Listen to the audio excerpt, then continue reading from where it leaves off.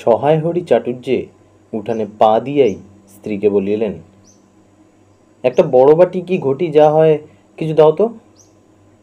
তারক্ষুড়ো গাছ কেটেছে, একটু ভালো রস আনি। স্ত্রী অন্নপূর্ণা খড়ের রান্নাঘরের দাওয়ায় বসিয়া শীতকালের সকালবেলা নারিকেল তেলের বোতলে ঝাঁটার কাঠি পুড়িয়া 2 আঙুলের সাহায্যে ঝাঁটার কাঠিলগ্ন জমানো তৈলটুকু সংগ্রহ করিয়া চুলে মাখাইতেছিলেন। স্বামীকে দেখিয়া তাড়াতাড়ি গায়ের কাপড় একটু টানিয়া দিলেন মাত্র, কিন্তু বাটি কি ঘটি বাহির করিয়া দিবার জন্য বিন্দুমাত্র আগ্রহ তো দেখালেনই না, এমনকি বিশেষ কোনো কথাও বলিলেন না। সহায় হরি অগ্রবর্তী হইয়া বলিলেন, কি হয়েছে, বসে রইলে যে, দাও না একটা ঘটি। আহ, খেন্তি টেন্তি সব কোথায় গেল এরা? তুমি তেল মেখে বুঝি ছোবে না? অন্নপূর্ণা তেলের বোতলটি সরাইয়া স্বামীর দিকে খানিকক্ষণ চাহিয়া রহিলেন। পরে অত্যন্ত শান্ত সুরে জিজ্ঞাসা করিলেন, তুমি মনে মনে কি ঠাউরেছ বলতে পারো? স্ত্রীর অতিরিক্ত রকমের শান্ত সুরে সহায় হরির মনে ভীতির সঞ্চার হইল। ইহা যে ঝড়ের অব্যবহিত পূর্বের আকাশের স্থির ভাব মাত্র, তাহা বুঝিয়া তিনি মরিয়া হইয়া ঝড়ের প্রতীক্ষায় রইলেন। একটু আমতা আমতা করিয়া কহিলেন, কেন, কি আবার কি? অন্নপূর্ণা পূর্বাপেক্ষাও শান্ত সুরে বললেন, দেখো, রঙ্গ করো না বলছি, ন্যাকামি করতে হয় অন্য সময় করো। তুমি কিছু জানো না, নাকি খোঁজ রাখো না? অত বড় মেয়ে যার ঘরে, সে মাছ ধরে আর রস খেয়ে দিন কাটায় কি করে, তা বলতে পারো তুমি? গায়ে কি গুজব রটেছে জানো? সহায় হরি আশ্চর্য হইয়া জিজ্ঞাসা করিলেন, কেন, কি গুজব? কি গুজব জিজ্ঞাসা করো গিয়ে চৌধুরীদের বাড়ি। কেবল বাগদি দুলে পাড়ায় ঘুরে ঘুরে জন্ম কাটালে ভদ্রলোকের গায়ে বাস করা যায় না। সমাজে থাকতে হলে সেই রকম মেনে চলতে হয়। সহায় হরি বিস্মিত হইয়া কি বলিতে যাইতেছিলেন, অন্নপূর্ণা পূর্ববৎ সুরেই পুনর্বার বলিয়া উঠিলেন, এক ঘরে গড়বে গো, তোমাকে এক ঘরে করবে। কাল চৌধুরীদের চণ্ডীমণ্ডপে এসব কথা হয়েছে। আমাদের হাতে ছোঁয়া জল আর কেউ খাবে না। আশীর্বাদ হয়ে মেয়ের বিয়ে হলো না, ওনাকে উচুকগুন্ডু করা মেয়ে। গায়ের কোনো কাজে তোমাকে আর কেউ যেতে বলবে না। যাও, ভালোই হয়েছে তোমার। এখন গিয়ে দুলে বাড়ি বাগদি বাড়ি উঠে বসে দিন কাটাও যাও। সহায় হরি তাচ্ছিল্যের ভাব প্রকাশ করিয়া বলিলেন, হেই, আমি বলি, না জানি কি না কি ব্যাপার। এক ঘরে, সবাই এক ঘরে করেছেন, এবার বাকি আছেন কালী ঠাকুর মশাই। ও। অন্নপূর্ণা তেলে বেগুনে জ্বলিয়া উঠিলেন, কেন, তোমাকে এক ঘরে করতে বেশি কিছু লাগে নাকি? তুমি সমাজের মাথা না একজন মাতব্বর লোক? চাল নেই, চুলো নেই, এক করার মুরুদ নেই, চৌধুরীরা তোমায় এক ঘরে করবে, তার এমন কঠিন কি কথা? আর সত্যিই তো, একদিকে ধাড়ি মেয়ে হয়ে গেল। হঠাৎ স্বর নামাইয়া বলিলেন, হলো যে 15 বৎসরের, বাইরে কমিয়ে পড়ে বেলারে কি হবে, লোকের চোখ নেই বুঝি? পুনরায় গলা উঠাইয়া বলিলেন, না বিয়ে দেবার গা না কিছু, আমি কি যাব পাত্র ঠিক করতে নাকি? সশরীরে যতক্ষণ স্ত্রীর সম্মুখে বর্তমান থাকিবেন, স্ত্রীর গলার সুর ততক্ষণ কমিবার কোনো সম্ভাবনা নাই বুঝিয়া সহায় হরি দাওয়া হইতে তাড়াতাড়ি একটা কাঁসার বাটি উঠাইয়া খিড়কি দুয়ার লক্ষ্য করিয়া যাত্রা করিলেন। কিন্তু খিড়কি দুয়ারের একটু এদিকে কি দেখিয়া হঠাৎ থামিয়া গেলেন এবং আনন্দপূর্ণ স্বরে বলিয়া উঠিলেন,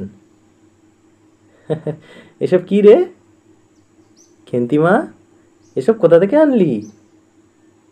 ও, এই যে 14-15 বছরের একটি মেয়ে আর 2টি ছোট ছোট মেয়ে পিছনে লইয়া বাড়ি ঢুকিল। তাহার হাতে এক বোঝা পুঁই শাক, ডাঁটাগুলো মোটা ও হলদে হলদে। চেহারা দেখিয়া মনে হয় কাহারা পাকা পুঁই গাছ উপড়াইয়া ফেলিয়া উঠানের জঞ্জাল তুলিয়া দিতেছিল। মেয়েটি তাহাদের উঠানের জঞ্জাল প্রাণপণে তুলিয়া আনিয়াছে।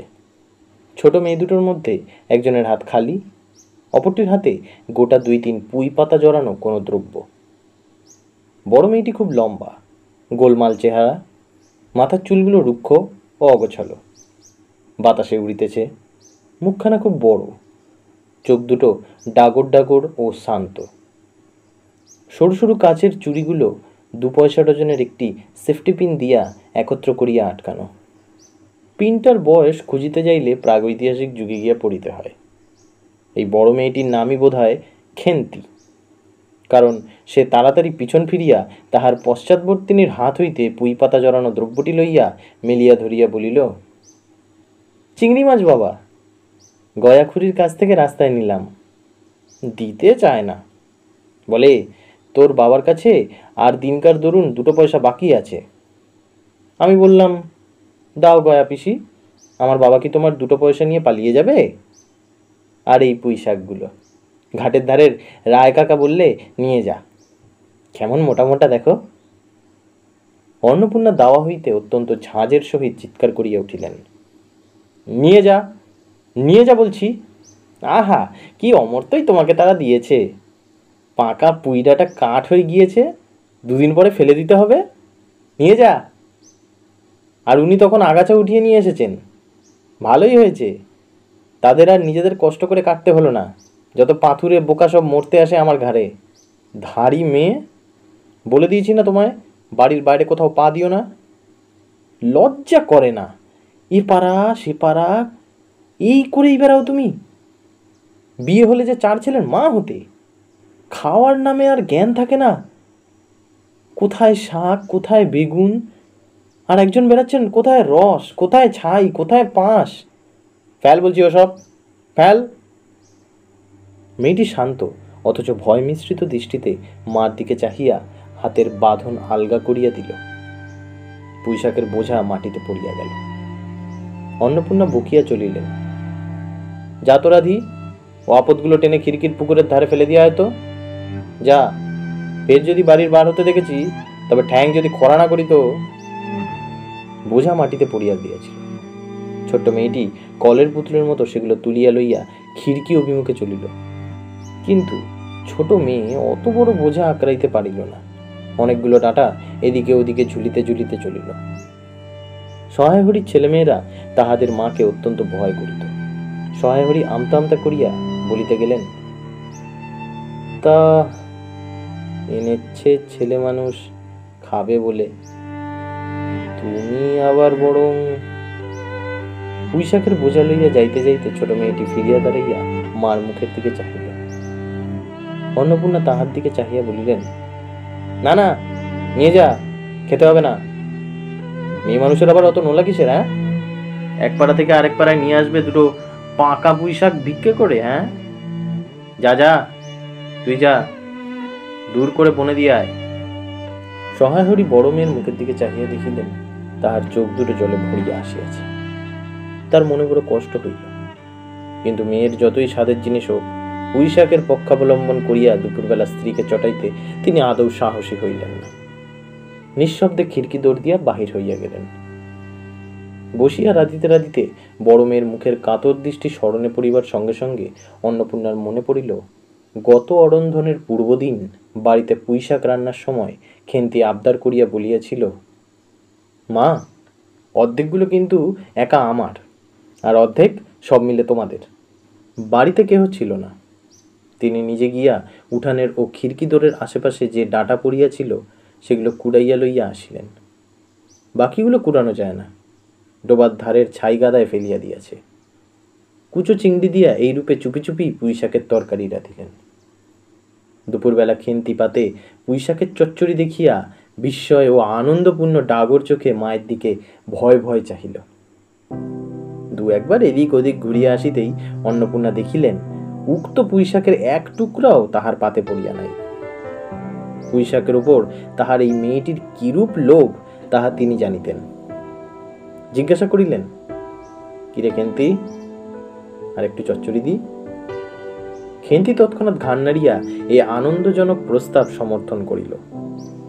কি ভাবিয়া অন্নপূর্ণার চোখে জল আসিল। চাপিতে গিয়া তিনি চোখ উঁচু করিয়া চালের বাতায় গোজা ডালা হইতে শুকনো লঙ্কা পাড়িতে লাগিলেন। কালীমায়ের চণ্ডীমণ্ডপে সেদিন বৈকালবেলা সহায়হরির ডাক পড়িল। সংক্ষিপ্ত ভূমিকা ফাঁদিবার পর কালীময় উত্তেজিত সুরে বলিলেন, সেসব দিন কি আর আছে ভায়া? এই ধরো কেষ্ট মুখুজ্জে, স্বভাব নইলে পাত্রে দেবে না, স্বভাব নইলে পাত্রে দেবে না করে কি কাণ্ডটাই না করলে। অবশেষে কিনা হরির ছেলেটাকে ধরে পড়ে, মেয়ের বিয়ে দেয় তবে রক্ষে। তার কি স্বভাব! রাম বলো 6-7 পুরুষে ভঙ্গ, পচা ক্ষত্রিয়। পরে সুর নরম করিয়া বলিলেন, তা সমাজের সেসব শাসনের দিন কি আর আছে?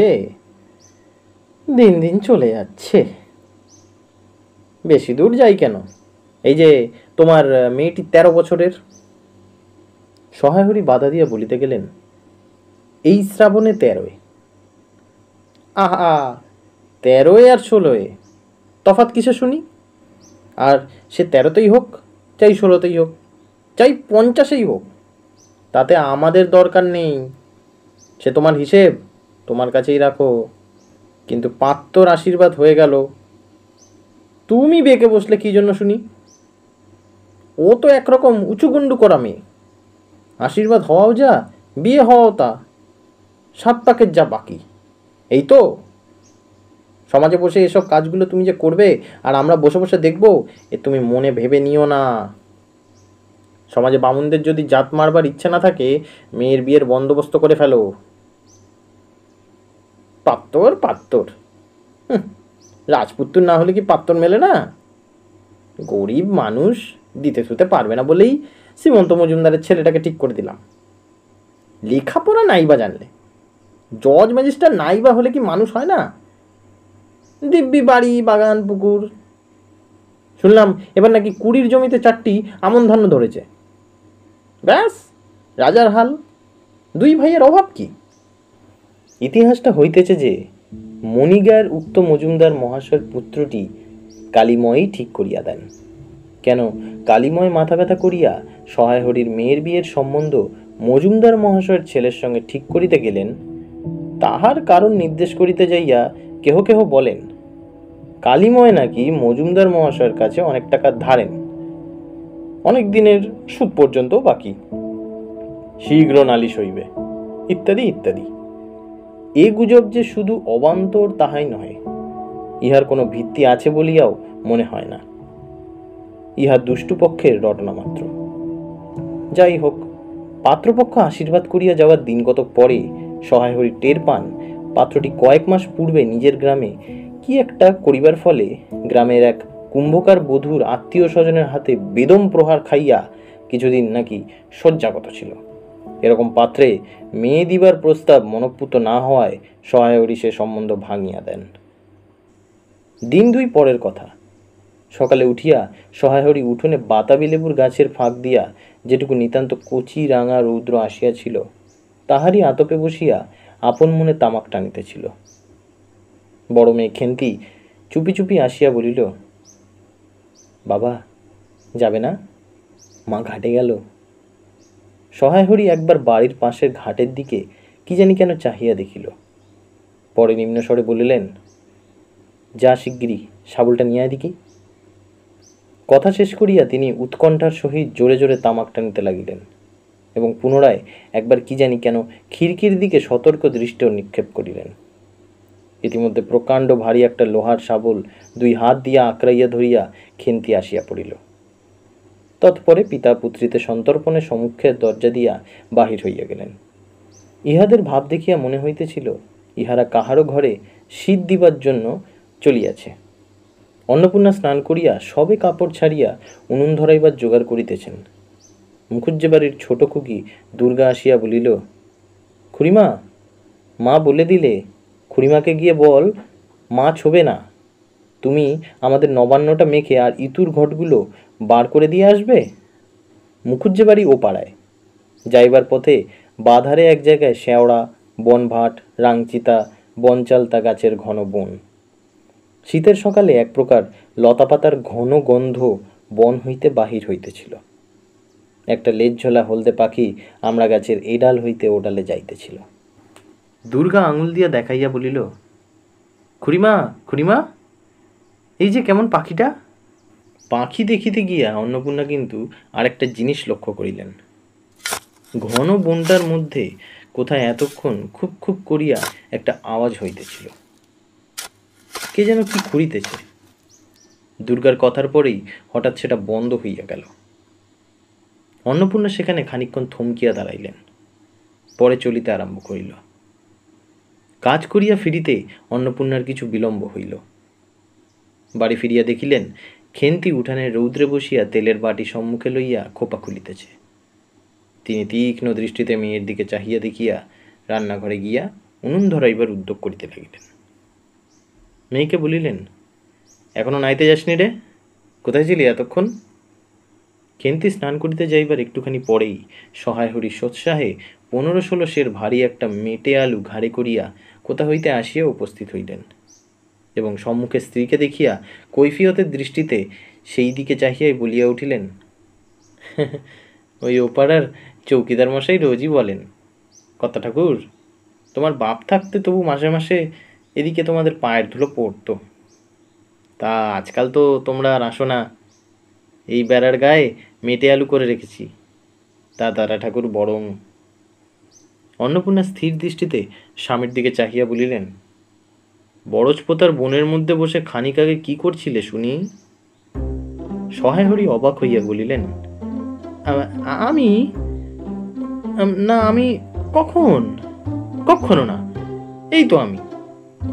সহায় হরির ভাব দেখিয়া মনে হইতেছিল তিনি এইমাত্র আকাশ হইতে পড়িয়াছেন। অন্নপূর্ণা পূর্বের মতো স্থির দৃষ্টিতে স্বামীর দিকে চাহিয়া বলিলেন, চুরি তো করবেই, 3 কাল গিয়েছে 1 কাল আছে, মিথ্যে কথাগুলো আর এখন বলো না। আমি সব জানি, মনে ভেবেছিলাম আপদ ঘাটে গিয়েছে আর কি। দুর্গার মা ডেকে পাঠিয়েছিল, ও পাড়ায় যাচ্ছি।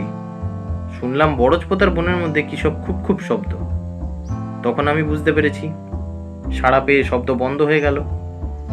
আবার খানিক দূর গেলাম, আবার দেখি শব্দ। তোমার তো ইহকালও নেই পরকালও নেই, চুরি করতে ডাকাতি করতে যা ইচ্ছে করো না, কিন্তু মেয়েটাকে আবার এর মধ্যে নিয়ে গিয়ে ওর মাথা খাওয়া কিসের জন্য?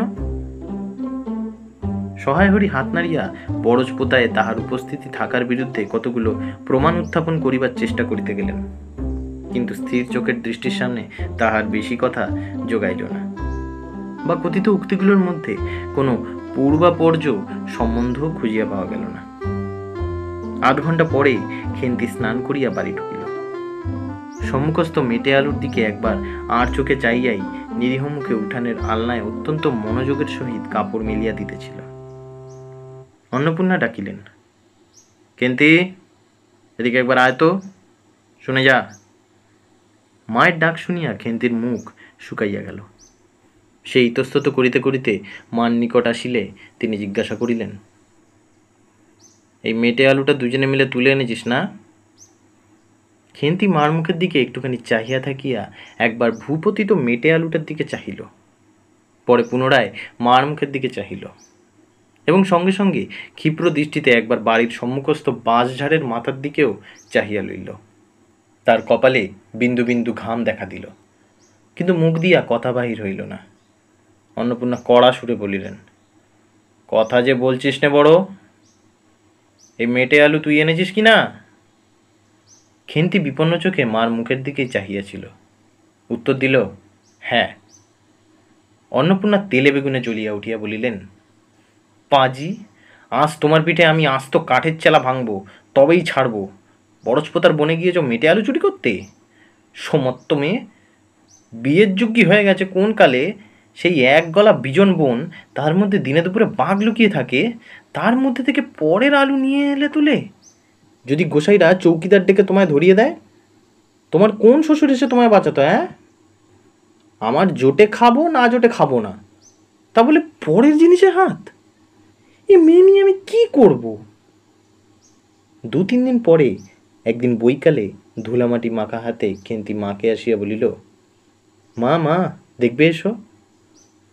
অন্নপূর্ণা গিয়া দেখিলেন ভাঙা পাঁচিলের ধারে যে ছোট খোলা জমিতে কতগুলো পাথরকুচি ও কণ্টিকারির জঙ্গল হইয়াছিল, খেন্তি ছোট বোনটিকে লইয়া সেখানে মহা উৎসাহে তরকারির আওলাদ করিবার আয়োজন করিতেছে এবং ভবিষ্যম্ভাবী নানাবিধ কাল্পনিক ফলমূলের অগ্রদূত স্বরূপ বর্তমানে কেবল একটিমাত্র শীর্ণকায় পুঁই শাকের চারা কাপড়ের ফালির গ্রন্থিবন্ধনে বদ্ধ হইয়া ফাঁসি হইয়া যাওয়া আসামির মতন ঊর্ধ্বমুখে একখণ্ড শুষ্ক কঞ্চির গায়ে ঝুলিয়া রহিয়াছে। ফলমূলাদির অবশিষ্টগুলো আপাতত তার বড় মেয়ের মস্তিষ্কের মধ্যে অবস্থিতি করিয়াছে, দিনের আলোয় এখনো বাহির হয় নাই। অন্নপূর্ণা হাসিয়া বলিলেন, ধুর পাগলি, এখন পুঁই ডাঁটার চারা পোতে কখনো? বর্ষাকালে পুঁততে হয়, এখন যে জল না পেয়ে মরে যাবে। খেন্তি বলিল, কেন? আমি রোজ জল ঢালবো। অন্নপূর্ণা বলিলেন, দেখ, হয়তো বেঁচে যেতেও পারে। আজকাল রাতে খুব শিশির হয়। খুব শীত পড়িয়াছে। সকালে উঠিয়া সহায়হরি দেখিলেন তাহার দুই ছোট মেয়ে দোলাই গায়ে বাঁধিয়া রোদ উঠিবার প্রত্যাশায় উঠানের কাঁঠাল তলায় দাঁড়াইয়া আছে। একটা ভাঙা ঝুড়ি করিয়া খেন্তি শীতে কাঁপিতে কাঁপিতে মুখুজ্জ বাড়ি হইতে গোবর কুড়িয়ে আনিল। সহায়হরি বলিলেন, হ্যাঁ মা খেন্তি, তা সকালে উঠে জামাটা গায়ে দিতে তোর কি হয়? দেখ দিকি, এই শীত। আচ্ছা দিচ্ছি বাবা। কই শীত? তেমন তো। হ্যাঁ দে মা, এক্ষুনি দে, অসুখ বিসুখ 5 রকম হতে পারে, বুঝলি নে। সহায়হরি বাহির হইয়া গেলেন। ভাবিতে ভাবিতে গেলেন, তিনি কি অনেকদিন মেয়ের মুখে ভালো করিয়া চাহেন নাই? খেন্তির মুখ এমন সুষ্টি হইয়া উঠিয়াছে। জামার ইতিহাস নিম্নলিখিত স্বরূপ। বহু বৎসর অতীত হইল হরিপুরের রাসের মেলা হইতে সহায়হরি কালো সার্জের একটা 2.5 টাকা মূল্যের জামাটি ক্রয় করিয়া আনেন। ছিঁড়িয়া যাইবার পর তাহাতে কতবার রিপু ইত্যাদি করা হইয়াছিল। সম্প্রতি গত বৎসর হইতে খেন্তির স্বাস্থ্য উন্নতি হওয়ায় জামাটি তাহার গায়ে হয় না। সংসারের এসব খোঁজ সহায়হরি কখনো রাখিতেন না। জামার বর্তমান অবস্থা অন্নপূর্ণারও জানা ছিল না। খেন্তির নিজস্ব ভাঙা টিনের তোরঙ্গের মধ্যেই উহা থাকিত। পৌষ সংক্রান্তি সন্ধ্যেবেলা অন্নপূর্ণা একটা কাশিতে চালের গুঁড়া, ময়দা ও গুড় দিয়া চটকাইতেছিলেন। একটা ছোট্ট বাটিতে 1 বাটি তেল। খেন্তি কুরুনির নিচে একটা কলার পাতা পাড়িয়া 1 মালা নারিকেল কুটিতেছে। অন্নপূর্ণা প্রথমে খেন্তির সাহায্য লইতে স্বীকৃত হন নাই, কারণ সে যেখানে সেখানে বসে, বনে বাজারে ঘুরিয়া ফেরে, তাহার কাপড় চোপড় স্বাস্থ্যসম্মত ও সূচি নহে। অবশেষে খেন্তি নিতান্ত ধরিয়া পড়ায় হাত পা ধোয়াইয়া ও শুদ্ধ কাপড় পরাইয়া তাহাকে বর্তমান পদে নিযুক্ত করিয়াছেন। ময়দার গোলা মাখা শেষ হইলে অন্নপূর্ণা উঠোনে খোলা চাপাইতে যাইতেছেন। ছোট মেয়ে রাধা হঠাৎ ডান হাতখানা পাতিয়া বলিল, মা, এই একটু। অন্নপূর্ণা বড় গামলা হইতে একটুখানি গোলা তুলিয়া লইয়া হাতের আঙুল 5টি দ্বারা একটি বিশেষ মুদ্রা রচনা করিয়া সেইটুকু রাধার প্রসারিত হাতের উপর দিলেন।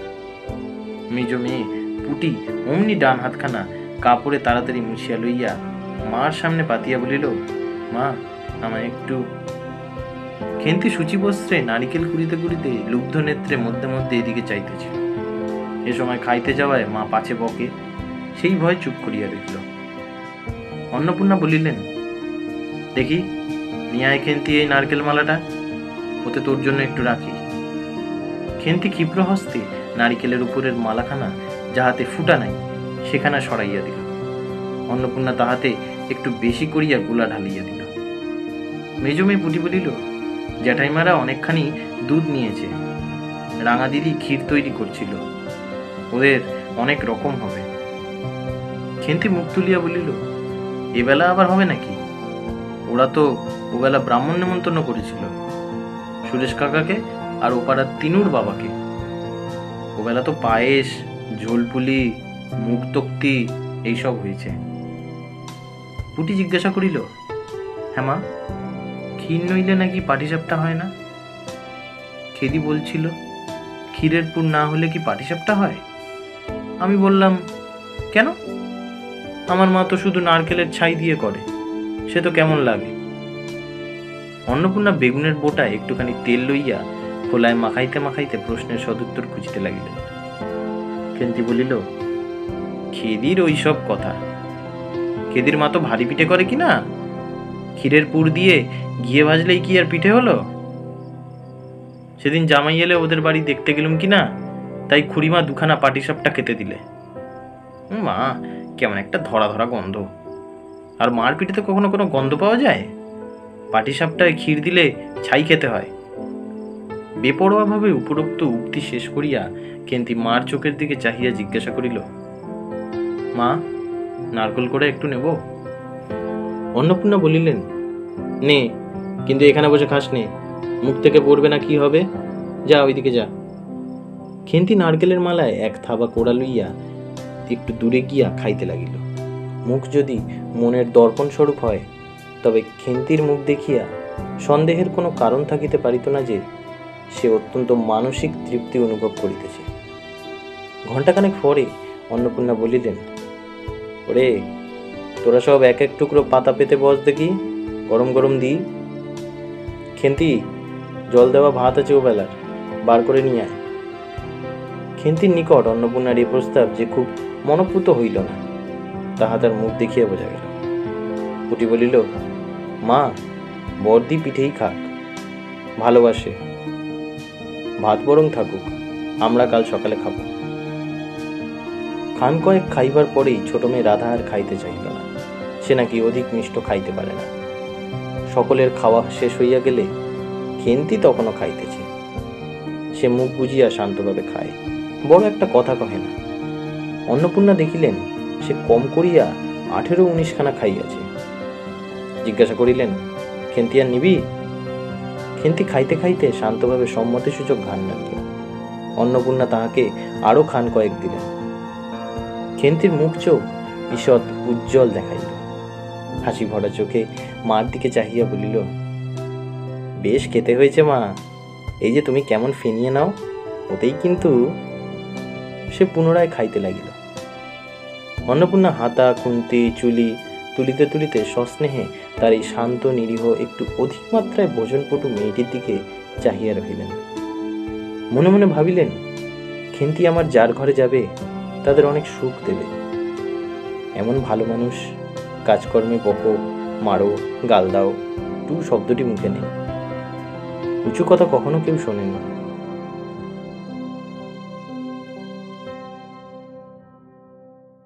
বৈশাখ মাসের প্রথমে সহায়হরির এক দূর সম্পর্কীয় আত্মীয়ের ঘটকালিতে খেন্তির বিয়া হইয়া গেল। খেন্তির বিবাহ হইয়া গেল।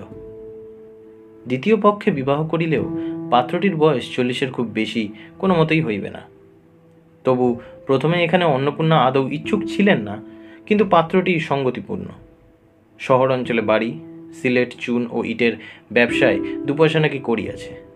এরকম পাত্র হঠাৎ মেলাও বড় দুর্ঘটনা না। জামাইয়ের বয়স একটু বেশি।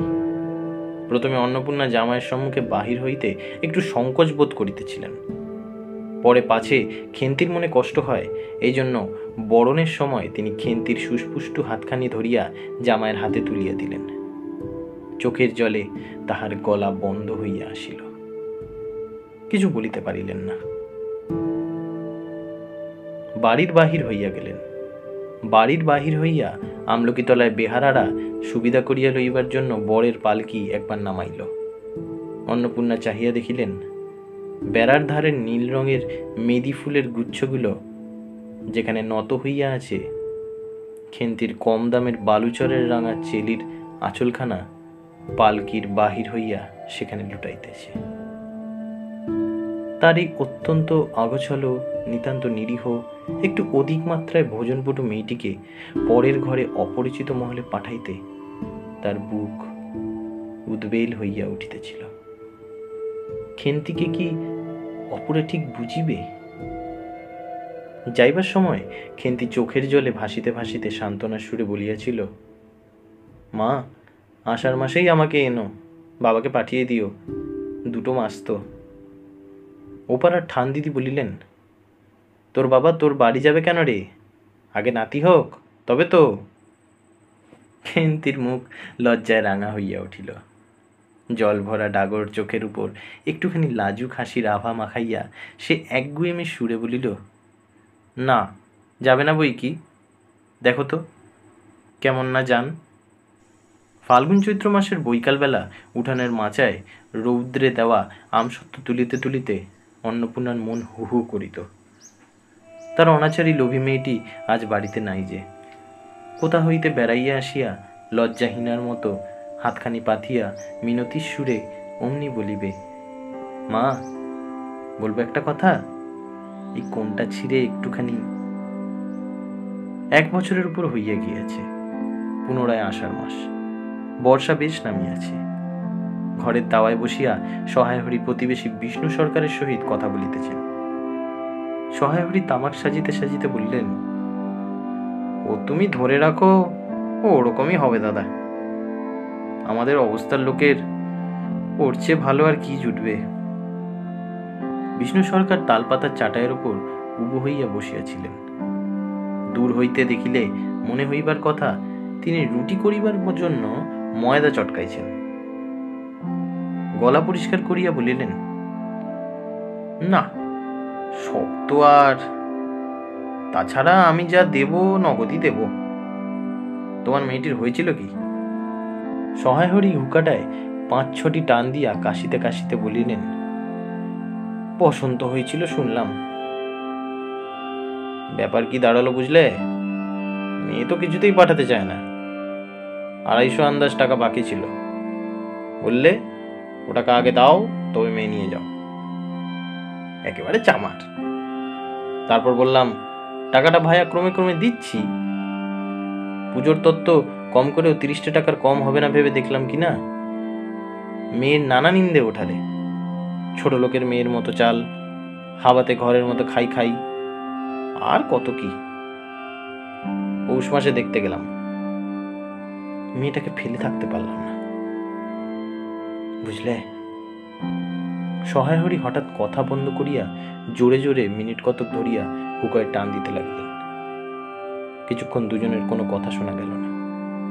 অল্পক্ষণ পরে বিষ্ণু সরকার বলিলেন, তারপর আমার স্ত্রী অত্যন্ত কান্নাকাটি করাতে পৌষ মাসে দেখতে গেলাম। মেয়েটার যে অবস্থা করেছে, শাশুড়িটা শুনিয়ে শুনিয়ে বলতে লাগলো, না জেনে শুনে ছোট লোকের সঙ্গে কুটুম্বিতা করিলে এরকমই হয়, যেমনি মেয়ে তেমনি বাপ। পৌষ মাসের দিন মেয়ে দেখতে এলেন শুধু হাতে। পরে বিষ্ণু সরকারের দিকে চাহিয়া বলিলেন, বলি আমরা ছোট লোক কি বড় লোক, তোমার তো সরকার খুঁড়ে জানতে বাকি নেই। বলি পরমেশ্বর চাটুর্যের নামে নীলকুঠির আমলে এ অঞ্চলে বাঘে গরুতে 1 ঘাটে জল খেয়েছে। আজই না হয় আমি। প্রাচীন আভিজাতদের গৌরবে সহায়হরি শুষ্ক সুরে হা হা করিয়া খানিকটা শুষ্ক হাস্য করিলেন। বিষ্ণু সরকার সমর্থন সূচক একটা অস্পষ্ট শব্দ করিয়া বার কতক ঘাড় নাড়িলেন। তারপর ফাল্গুন মাসেই তার বসন্ত হলো। এমন চামার, বসন্ত গায়ে বেরোতেই টালায় আমার এক দুঃসম্পর্কের বোন আছে, একবার কালীঘাটে পুজো দিতে এসে তার খোঁজ পেয়েছিল, তারই ওখানে ফেলে রেখে গেল। আমায় না একটা সংবাদ না কিছু। তারা আমায় সংবাদ দেয়, তা আমি গিয়ে, দেখতে পাওনি? না, এমনই চামার। গহনাগুলো অসুখ অবস্থাতে গা থেকে খুলে নিয়ে তবে টালায় পাঠিয়ে দিয়েছে। যাক, তা চলো যাওয়া যাক, বেলা গেল। চার কি ঠিক করলে? পিঁপড়ের টোপে না মুড়ির চার? তো সুবিধা হবে না। তারপর কয়েক মাস কাটিয়া গিয়েছে। আজ আবার পৌষ পার্বণের দিন। এবার পৌষ মাসের শেষাশেষি এত শীত পড়েছে যে অত্যন্ত বৃদ্ধ লোকেরাও বলা বলি করিতেছেন যে এরূপ শীত তাহারা কখনো জ্ঞানে দেখেন নাই। সন্ধ্যার সময় রান্নাঘরের মধ্যে বসিয়া অন্নপূর্ণা সরু চাকলি পিঠার জন্য চালের গুঁড়ার গোলা তৈরি করিয়াছেন। পুটি ও রাধি উনানের পাশে বসিয়া আগুন পোহাইতেছে। রাধি বলিতেছে, আর একটু জল দিতে হবে মা, অত ঘন করে ফেললে কেন? পুটি বলিল, আচ্ছা মা, ওতে একটু নুন দিলে কেমন হয়? ও মা, দেখো মা, রাধির দোলাই কোথায় ঝুলছে, এক্ষুনি ধরে উঠবে। অন্নপূর্ণা বলিয়া উঠিলেন, সরে বসো না, আগুনের ঘাড়ে গিয়ে না বসলে কি আগুন পোহানো হয় না? এইদিকে আয়। গোলা তৈয়ারি হইয়া গেল। খোলা আগুনে চড়াইয়া অন্নপূর্ণা গোলা ঢালিয়া মুচি দিয়া চাপিয়া ধরিলেন। দেখিতে দেখিতে মিঠে আছে পিঠা টোপরের মতো ফুলিয়া উঠিল। পুটি বলিল, মা দাও, প্রথম পিঠাখানা কানাচে সারা ষষ্ঠীকে ফেলে দিয়ে আসি। অন্নপূর্ণা বলিলেন, একা যাস নে, রাধিকে নিয়ে যা। খুব জ্যোৎস্না উঠিয়াছিল। বাড়ির পিছনে সারা গাছের ঝোপের মাথায় তেলাকুচো লতার থলো থলো সাদা ফুলের মধ্যে জ্যোৎস্না আটকিয়া রহিয়াছে। পুটি ও রাধি খিড়কিদর খুলিতেই একটা শিয়াল শুকনো পাতায় খসখস শব্দ করিতে করিতে ঘন ঝোপের মধ্যে ছুটিয়া পালাইল। পুটি পিঠাখানা জোর করিয়া ছুড়িয়া ঝোপের মাথায় ফেলিয়া দিল। তারপর চারিধারে নির্জন বাঁশবনের নিস্তব্ধতার ভয় পাইয়া ছেলে মানুষ পিছু হটিয়া খিড়কির দরজার মধ্যে ঢুকিয়া তাড়াতাড়ি দ্বার বন্ধ করিয়া দিল। পুটি ও রাধি ফিরিয়া আসিলে অন্নপূর্ণা জিজ্ঞাসা করিলেন, দিলি? পুটি বলিল, হ্যাঁ মা, তুমি আর বছর যেখান থেকে নেবুর চারা তুলে এনেছিলে সেখানে ফেলে দিয়ে এলাম। তারপর সে রাত্রে অনেকক্ষণ কাটিয়া গেল। পিঠা গড়া প্রায় শেষ হইয়া আসিয়াছে। রাতও তখন খুব বেশি। জ্যোৎস্নার আলোয় বাড়ির পিছনের বনে অনেকক্ষণ ধরিয়া একটা কাকঠোকরা পাখি ঠকর ঠকর শব্দ করিতেছে। তাহার স্বরটা যেন ক্রমে তন্দ্রালু হইয়া পড়িয়াছে। দুই বোনের খাইবার জন্য কলার পাতা চিরিতে চিরিতে পুটি অন্যমনস্কভাবে হঠাৎ বলিয়া উঠিল, দিদি বড় ভালোবাসত। তিনজনেই খানিকক্ষণ নির্বাক হইয়া বসিয়া রহিল। তাহার পর তাহাদের তিনজনেরই দৃষ্টি কেমন করিয়া আপনা আপনি উঠানের এক কোণে আবদ্ধ হইয়া পড়িল, যেখানে বাড়ির সেই লোভী মেয়েটির লোভের স্মৃতি পাতায় পাতায় শিরায় শিরায় জড়াইয়া তাহার কত স্বাদের নিজের হাতে পোতা পুঁই গাছটি মাচা জুড়িয়া বাড়িয়া উঠিয়াছে। বর্ষার জল ও কার্তিক মাসের শিশির লইয়া কচি কচি সবুজ ডগাগুলো মাচাতে সব ধরে নাই, মাচা হইতে বাহির হইয়া দুলিতেছে সুস্পুষ্ট নধর প্রবর্ধমান জীবনের লাবণ্যে ভরপুর।